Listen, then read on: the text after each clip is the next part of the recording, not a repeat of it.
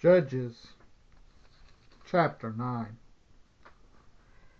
Abimelech son of Jerubbaal went to his mother's brothers in Shechem, and said to them and to all his mother's clan, Ask all the citizens of Shechem, which is better for you, to have all 70 of Jerubbaal's sons rule over you, or just one man?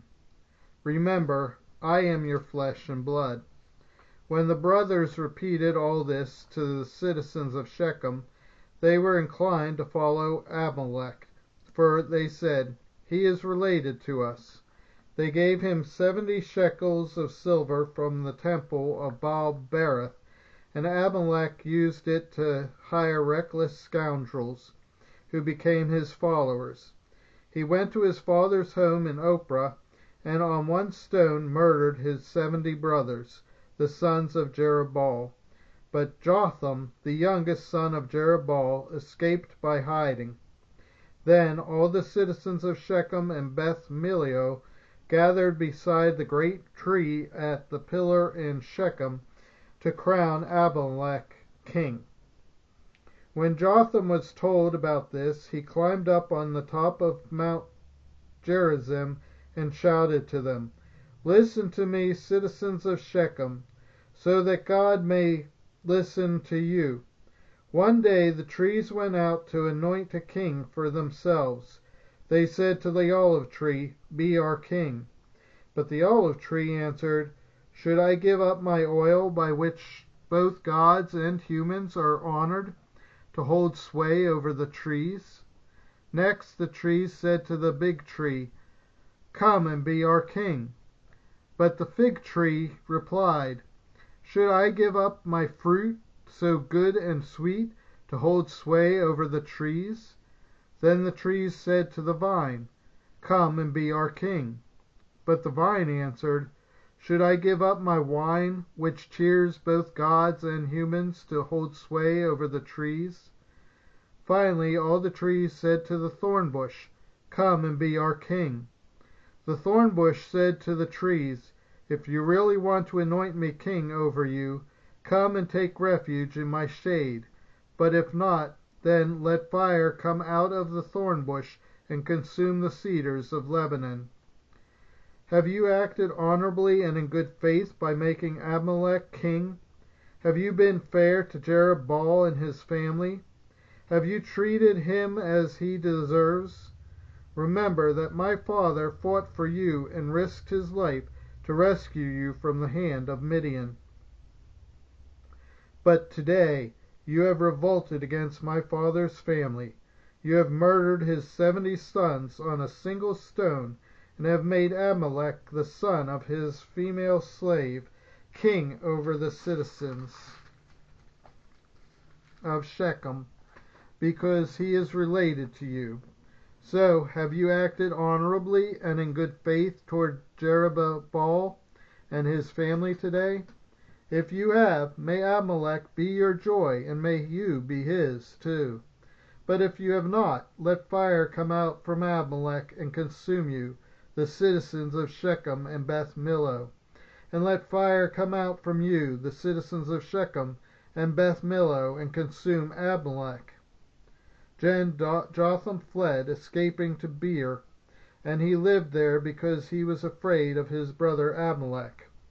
After Abimelech had governed Israel 3 years, God stirred up animosity between Abimelech and the citizens of Shechem, so that they acted treacherously against Abimelech.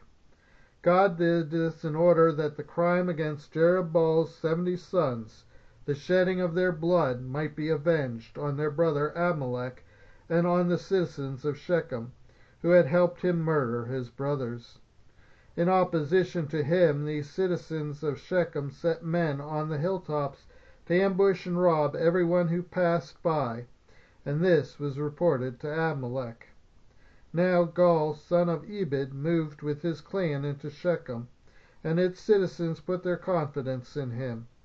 After they had gone out into the fields and gathered the grapes and trodden them, they held a festival in the temple of their God. While they were eating and drinking, they cursed Abimelech. Then Gaal son of Ebed said, Who is Abimelech, and why should we Shemaites be subject to him? Isn't he Jerubbaal's son, and isn't Zebul his deputy? Serve the family of Hamor, Shechem's father. Why should we serve Abimelech? If only this people were under my command, then I would get rid of him. I would say to Abimelech, Call out your whole army. When Zebul the governor of the city heard what Gaal son of Ebed said, he was very angry. Under cover he sent messengers to Abimelech, saying, Gaal son of Ebed and his clan have come to Shechem and are stirring up the city against you. Now then, during the night, you and your men should come and lie in wait in the fields in the morning at sunrise. Advance against the city when Gaal and his men come out against you. Seize the opportunity to attack them.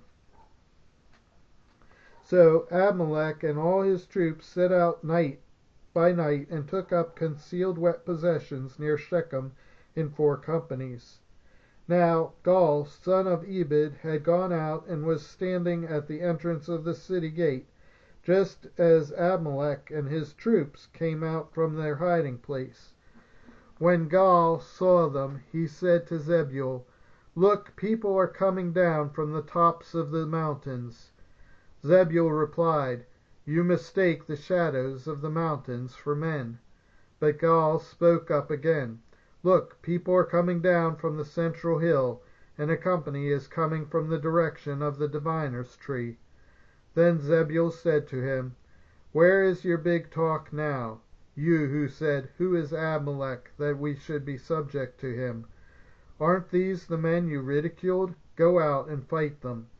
So Gaal led out the citizens of Shechem and fought Abimelech. Abimelech chased him all the way to the entrance of the gate, and many were killed as they fled. Then Abimelech stayed in Aramoth, and Zebul drove Gaal and his clan out of Shechem. The next day the people of Shechem went out to the fields, and this was reported to Abimelech. So he took his men, divided them into 3 companies, and set an ambush in the fields. When he saw the people coming out of the city, he rose to attack them. Abimelech and the companies with him rushed toward to a position of the entrance of the city gate. Then 2 companies attacked those in the fields and struck them down. All that day Abimelech pressed his attack against the city until he had captured it and killed its people. Then he destroyed the city and scattered salt all over it. On hearing this, the citizens in the tower of Shechem went into the stronghold of the temple of El-Berith. When Abimelech heard that they had assembled there, he and all his men went up Mount Zalmon. He took an axe and cut off some branches, which he lifted to his shoulders. He ordered the men with him, Quick, do what you have seen me do. So all the men cut branches and followed Abimelech. They piled them against the stronghold and set it on fire with the people still inside. So all the people in the tower of Shechem, about 1,000 men and women, also died. Next Abimelech went to Thebez and besieged it and captured it. Inside the city, however, was a strong tower, to which all the men and women, all the people of the city, had fled. They had locked themselves in and climbed up on the tower roof. Abimelech went to the tower and attacked it, but as he approached the entrance to the tower to set it on fire, a woman dropped a upper millstone on his head and cracked his skull. Hurriedly he called to his armor-bearer, Draw your sword and kill me, so that they can't say a woman killed him. So his servant ran through, and he died. When the Israelites saw that Abimelech was dead, they went home. Thus God repaid the wickedness that Abimelech had done to his father by murdering his 70 brothers. God also made the people of Shechem pay for all their wickedness. The curse of Jotham, son of Jerubbaal, came on them.